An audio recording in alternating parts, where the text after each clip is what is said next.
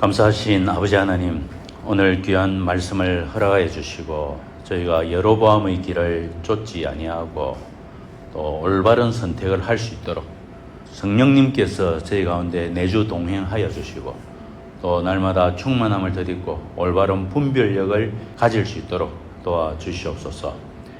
이 시간 말씀을 삼아야 저희가 이 자리에 모여 사오니 주의 성령님께서 깨닫게 하여 주시고 확신시켜 주시옵소서. 예수님 이름으로 기도합니다. 아멘. 2025년 7월 13일차 미래로 교회 목장 성경 교사반입니다. 열왕기상 13장입니다. 오늘 제목은 여로보암의 죄와 하나님의 경고. 오늘 여로보암이 하나님의 경고를 받는 장면이고 여기 등장하는 사람의 이름이 있습니다. 요시야 왕 등장하게 합니다. 4페이지를 먼저 봐 주십시오. 4페이지를 보시면 도표가 나와 있는데 여로보암 왕은 저기 연도가 BC 931년, 요시야 왕은 저기가 BC 640년이니까 300년 뒤에 나타나는 사람 이름이죠. 300년 간격이 있습니다. 그리고 여로보암 왕이 931년도 저기 한 다음에 200년 뒤에 BC 722년에 아수르에게 북왕국이 망합니다. 지도를 잠깐 보시면 북이스라엘이 BC 722년부터 그 다스린 사람이 없어요. 아수르가 다스린다고 할 수도 있겠지만 아수르는 점차 쇠약해져가지고 그로부터 망한 지 100년 뒤에 BC 622년에 요시야가 종교개혁을 합니다. 요시야는 지도에 보시면 붉은색 남유다왕입니다. 근데 요시야는 위에 베델에 올라가고 그 위에 사마리아까지 올라가서 북쪽 지역까지 신앙개혁을 하는 것을 성경에서 지금 말하고 있죠. 영토 통일을 하겠다는 뜻은 아니고 신앙개혁, 종교개혁을 북쪽까지 밀어붙였다 하는 그 내용입니다. 본문 2페이지에 보시면 이제 여로보암이 지난 장에서 보면 산당을 곳곳에 많이 세웁니다. 그리고 그 산당에 제사장을 일반 백성으로 누구나 자원하면 세워주었습니다. 자, 여로보암이 각 처에 산당을 많이 세우고 제사장을 일반 백성으로 임명하였는데 여로보암이 적극적으로 그 산당에 가서 또 본인이 직접 제사를 드리는 그런 장면입니다.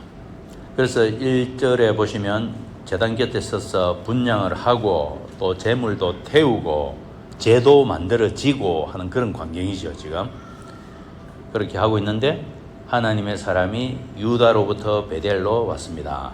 유다에서 베델까지 거리는 한 17km, 도보로는 20km, 반나절 거리라고 하고요. 보통 빠르게 갔다가 올 수 있지만 보통 하루길로 이렇게 여겨지고 있습니다. 이 베델에 금송아지상 우상재단을 만들고 저 북쪽 끝에 또 다안에 금송아지상 재단을 만들고 그 외에 곳곳에 산당들을 만들고 제사장들을 세우고, 그래서 이것이 여로보암의 죄입니다.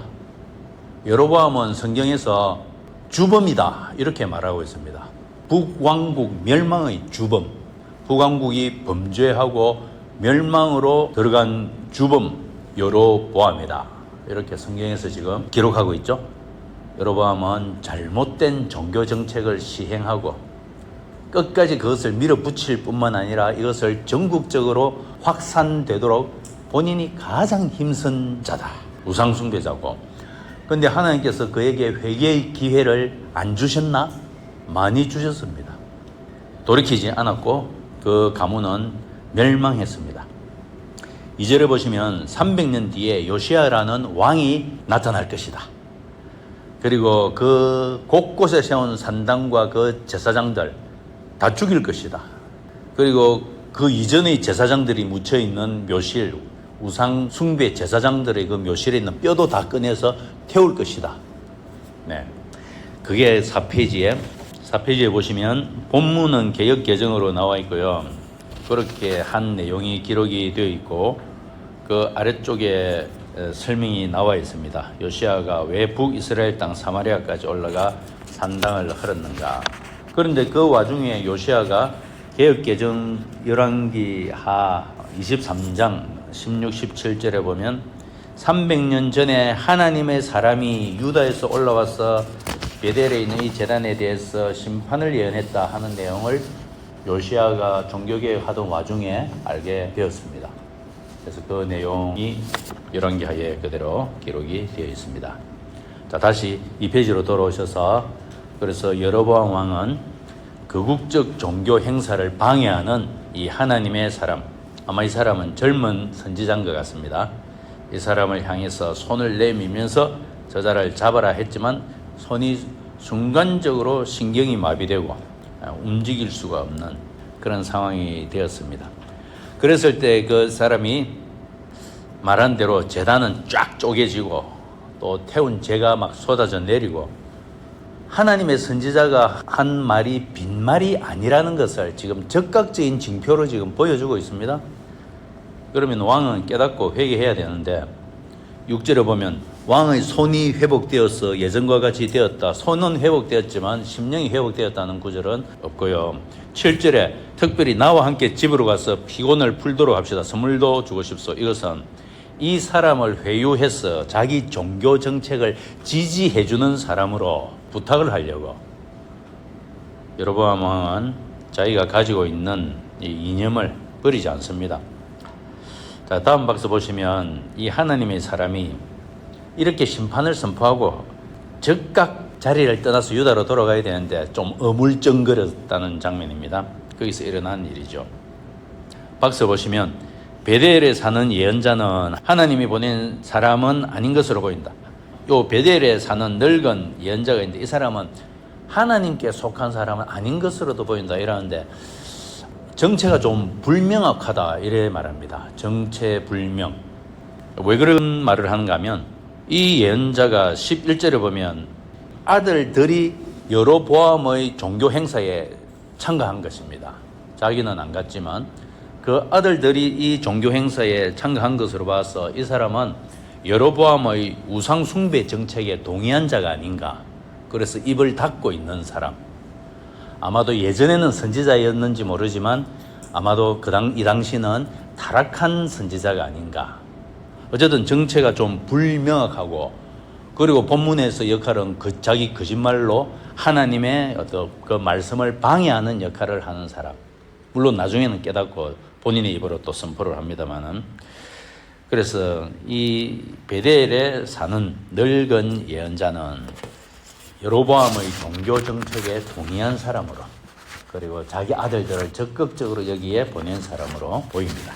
자, 3페이지 보시면 자, 이 하나님의 사람이 좀 머뭇거린 것 같습니다. 사명을 수행하고 적극적으로 되돌아서서 내빼야 되는데 14절 하반절에 상수리 나무에 앉아있다. 이 앉아있다는 말이 안일해졌다는 내용을 말하는 것 같습니다.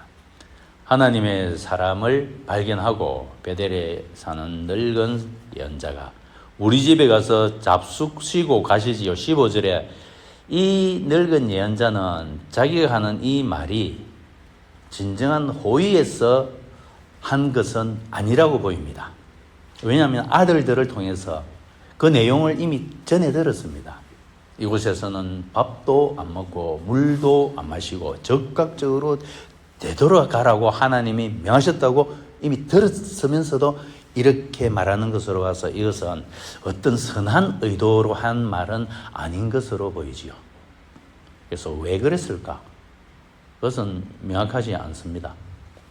자, 그래서 18절에 보면 거짓말을 하죠. 나도 그대와 같은 예언자여 경계심을 늦추도록 이렇게 하고 거기다가 천사를 보내서 나에게 또 다른 예언의 말씀을 주셨소. 거짓말이죠. 당시에 천사의 말이 사람의 말보다 좀 더 특별한 계시가 아닌가. 19절에 그래서 하나님의 사람은 아무 질문도 없이 고민도 없이 기도도 없이 그의 집에 바로 가서 밥도 먹고 물도 마셨다. 이렇게 나옵니다. 분별력을 잃었다. 망설임 없이 기도하고 물어보는 것 없이. 그래서 20절에 그들이 식탁에 앉아서 코이노니아 20절에 무슨 대화를 나눴을까? 젊은 선지자 보고 당신은 참 충성된 여호와의 선지자인 것 같소 죽게 세우고, 또 자기의 거짓말을 합리화하기 위해서 그럼에도 불구하고 또 여호와께서는 또 다른 선지자를 통해 또 다른 지시를 내릴 수도 있지 않겠소. 젊은 선지자 듣고 그럴 수도 있겠지요 등등 주거니 받거니 하고 있는데 갑자기 영이 내렸습니다. 돌발 상황이 나타납니다. 갑자기 이 늙은 예언자의 입을 통해서 하나님께서 막 선포를 하신 거죠. 21절, 주님 말씀을 어겼다. 명령을 지키지 않았다. 여기서 밥도 먹고 물도 마셨다. 22절에 당신은 죽을 것이다.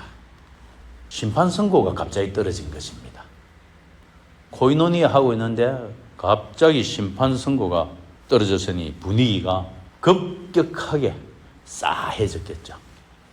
그런데 23절에 보면 심판의 말을 들은 후에도 계속 식사하고 교제를 한 것으로 보입니다.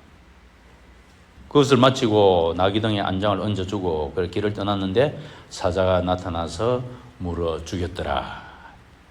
물어 죽이기만 하고 그 근처에서 어슬렁거리고 나귀도 물어 죽이지도 않고.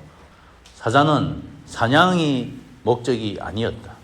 사자가 사냥하는 이유는 먹기 위해서인데 이것은 물어 죽이는 것이 목적인 것으로 볼 때 하나님께서 하신 징계다.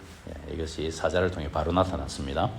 그 다음 박스 보시면 경고에도 불구하고 계속되는 여로보암의 악행, 그리고 그 결과. 늙은 예언자는 하나님 사람의 시체를 거두어서 장사하고, 이 일을 통해서 늙은 예언자도 이제 자각하고 깨닫게 된 것 같습니다. 본인의 입으로 하나님의 말씀이 성취될 것을 선포를 하지요. 30절, 31절에 보시면 아이고 내 형제여, 또 31절에 내가 죽거든 이 사람이 죽은 곳에 나를 같이 묻어다오. 이 사람이 옳았다는 확신, 이 자각을 한 것 같습니다. 그리고 나서 말씀을 선포하시지요. 32절에 하나님의 사람이 한 말씀을 그대로 확신하고 선포를 합니다.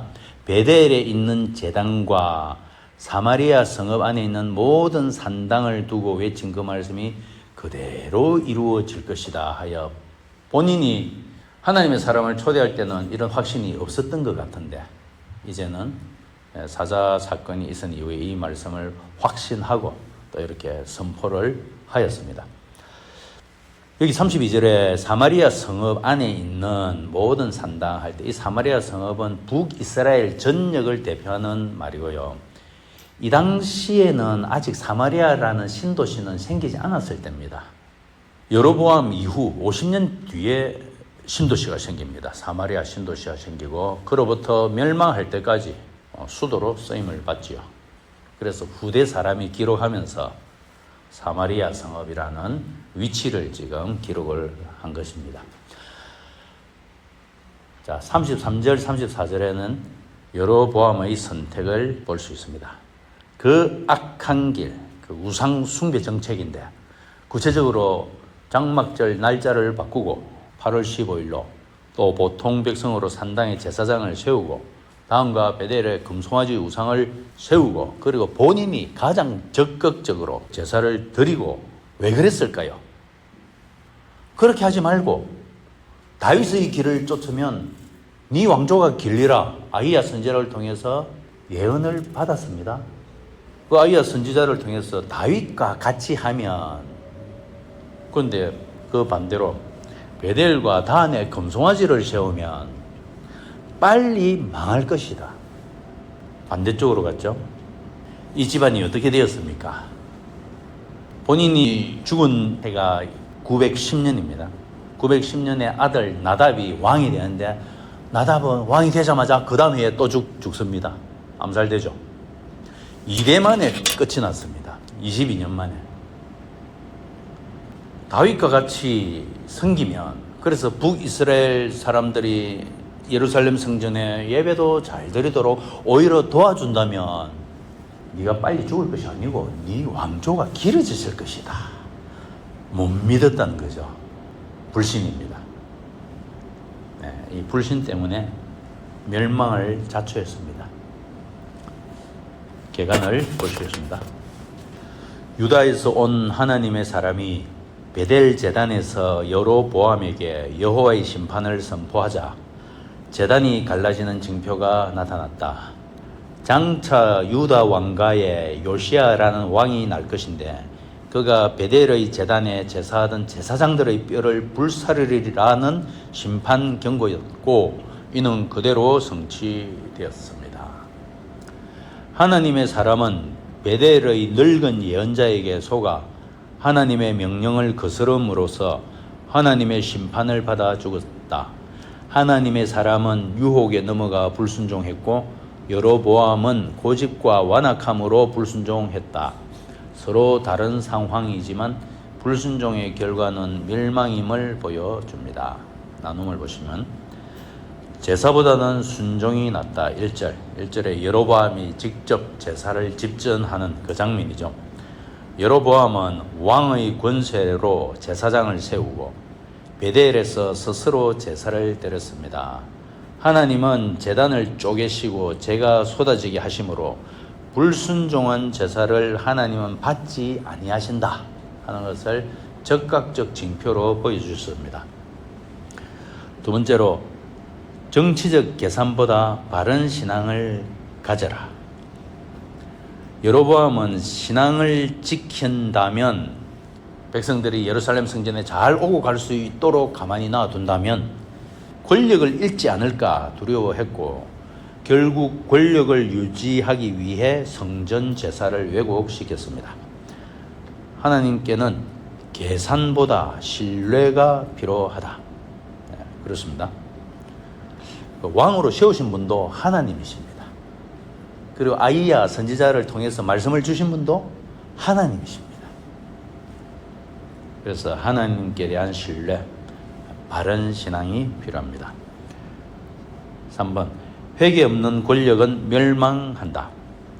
요시아의 이름을 듣고 손이 말랐다가 회복되었을 때 여로보암은 하나님을 잠깐 두려워했지만 끝내 돌이키지 않았습니다. 권세와 생명이 잠시 연장되었지만 회개치 않으면 멸망은 피할 수 없습니다. 잠깐 두려워할 수는 누구나 있을 수 있겠습니다. 잠깐 두려워하는 것은. 중요한 것은 돌이켰는가. 여기 성경 본문에 33절 명확하게 기록이 되어 있습니다. 여로보암은 돌아서지 아니하고. 이게 여로보암에 대한 평가입니다. 돌아서지 아니한 여로보암. 자, 아담스 바이블 다 같이 읽으시겠습니다. 시작. 이런 일이 생긴 뒤에도 여로보암은 여전히 그 악한 길에서 돌아서지 아니하고 오히려 일반 백성 가운데서 원하는 사람은 누구든지 산당의 제사장으로 임명하였다. 기도 다 같이. 말씀을 이루시는 하나님, 여로보암과 하나님의 사람의 불순종을 보며 말씀 앞에 두려운 마음으로 서게 하소서. 여로보암처럼 완악하지 않고 하나님의 사람처럼 중도에 넘어지지 않게 하여 끝까지 순종하게 하소서. 오늘도 주의 뜻을 이루는 도구로 살며 주의 영광을 드러내게 하소서. 예수 그리스도 이름으로 기도합니다. 아멘.